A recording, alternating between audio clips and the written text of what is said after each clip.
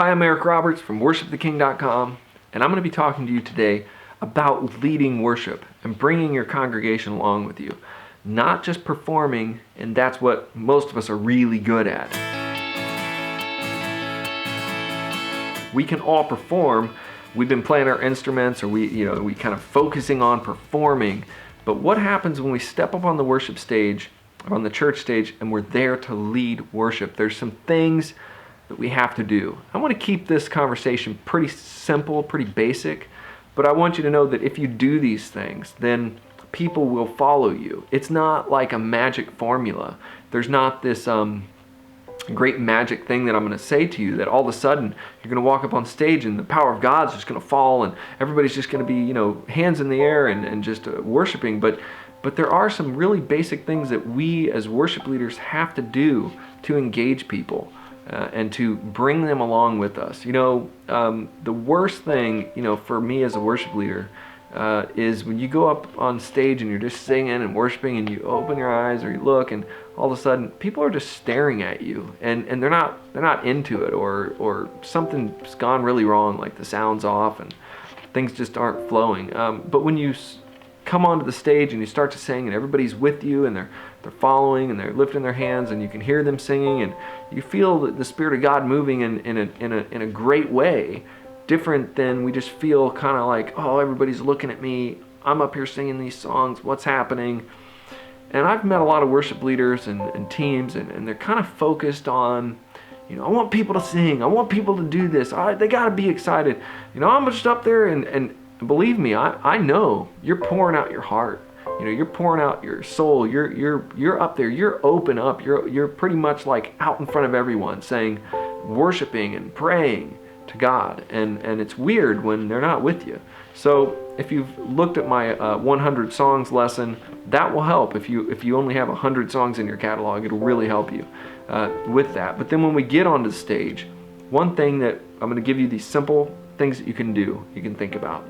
And also if you're training for ministry overall, you can look at your worship leader and kind of help him along or her along and your team. And one thing I don't like though, and I'll just throw this in because in my ministry I've had several different jobs and worked with lots of different pastors.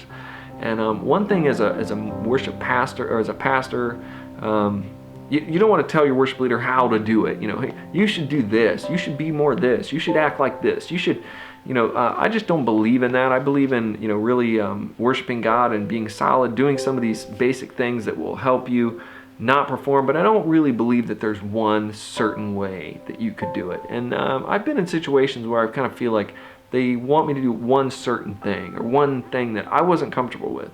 And I've always told them from when I was younger up until now, I lead worship like this. This is how I lead worship, and this is me. And so I've actually gotten several jobs in churches where I've just told them I won't do that, but this is what I will do. So as a worship leader, you have to know who you are and be authentic. But I want you to do some things that will help you connect with the congregation and help you lead them to worship God. So first of all, eye contact. Please open your eyes. Nobody wants to watch you with your eyes closed for the whole worship service. We are there as a congregation. We're looking up to you and we want to see you somewhat. Now close your eyes some. If you want to close your eyes, but don't go up on stage and hide behind your music stand. Close your eyes and just worship God the whole time. You're there, if you're the worship leader, you're there to lead people. And part of that is just part of it is that. Something else you can do is have transitions. Don't start off, and this is not me telling you how to do it or what to do. This is me just giving you the basics of flowing and leading those people. Don't start and stop songs in ridiculous fashion. Don't stop a song, tie your shoe, drink your coffee, whatever, change your stuff. All this awkward silence. Don't do that. Work out somehow to create an atmosphere of flow, because it's just like anything. If you're praying or if you're thinking about something and somebody comes up and just kicks you in the side or smacks you in the head or walks by you and bumps you, it breaks your concentration. So if I'm a congregation and I'm praying and I'm worshiping and then the worship leader stops and makes a bunch of ruckus and does something and flips some stuff and gets quiet and it breaks the flow. So leading is more about flow to me. Now, if you're just performing, it's fine. Bands do this a lot of times. They stop. Oh, how's it going? Oh yeah, make small talk. Yeah, but you're not performing. You're not in a bar, and you're not at a rock concert. If you look at the pros, they don't stop and do all that goofy stuff. They songs come after, they go. So in my training, my Propel training and more of my training, I talk about how to do that, how to make transitions. But in general, you have to just make transitions. So I'm going to give you just a few examples right now, just in case you never see another video from me again and you just really want to know how to make a transition. Here's how you make a transition. You pick two songs in the same key so that you don't have to stop playing. So your last chord that you end on is a D chord in the key of D, and then your next song is in the key of D. You never have to break the actual harmony. The chords don't have to stop. Maybe the tempo is going to change, but you don't have to figure out what key that next song is and how to start singing it. Number two, if you're going to go from the key of D to the key of G, and the song that you're going into is a little bit difficult, let's say it's just the melody's a little weird, all you have to do is start playing the G chord, close your eyes, say a quick prayer, and then just as you're hearing that, start humming in your mind the melody and start singing. So you don't have to make it a big deal, but you want to keep the flow. Okay, that's a transition. Here's another good one. I'll give you a third one. Let's say the transition of the song is to a totally different key, totally different tempo, but you don't really know how to get from one to the other, because not every song is going to be flowing in the same tempo and the same everything. So a lot of times I would use my drummer, and this works. It's fantastic. So the song ends, and so everybody claps, and by the time they're done clapping, the beat to the next song is going. Now it could be a totally different key, then you bring in the bass player, bring in the guitar player, and then you can start singing. So in other words, you just don't want to stop the forward momentum of the service and the worship. That way, you're not leaving people behind, or you're not kind of start, stop, go. All right, so another thing that you can do is you want to give cues to the people. You want to actually lead the people. I've been in services where the worship leader doesn't say a word to the congregation. Just sing, not a single word. And I think that's strange. I don't think that's much leading. I think that's just more just playing through the songs, performing them maybe, and then going off the stage. So I like just give them cues, give them vocal cues for the chorus. We're singing the chorus again. Or, if you're singing How Great Is Our God, sing How Great with me. As you're coming up to the verse, you just give the first line of the verse very quickly.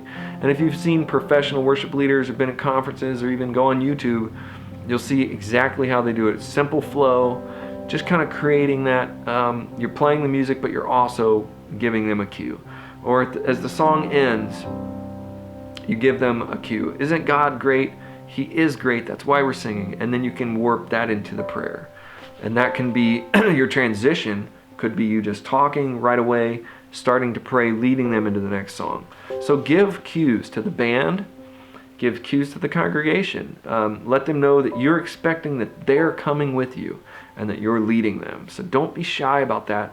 And also give prayer and give verses. So always use scriptures if you can in the worship service to transition songs, in between songs, in the fronts of songs, at the ends of songs. Throw the scriptures in there, throw the verses to keep them focused on God and to sort of accentuate the worship time. And always pray and talk to God. I mean, when we're singing How Great Is Our God, How Great Is Our God, we can talk to God. We're there to experience Him, to experience His presence. And so there's nothing wrong with talking straight to Him and leading the congregation to talk to Him. Now, that's one part of my style of worship leading and who I am is I want to do that. I want to be intimate with God. I want to have the intimacy and the conversation with Him. And I'm okay with doing that in front of 100 or 500 or 1,000 or however many people or 10 or whatever. You have to be comfortable to lead, not perform, but lead with an intimate heart to God and to talk to Him and to talk to Him like He's right there and encourage others to do that too. That's part of leading worship, and you can practice that. And I think it just comes from your heart. That's what people want to see. authentic heart. They don't want to see performance. We see that all the time. They want to see you talk to God, pray to God, lead them in songs. And that's what it's like to be a worship leader. So I want to invite you again to join me at worshiptheking.com for further conversation and to connect with me on Facebook or Twitter. I'm Eric Roberts from worshiptheking.com.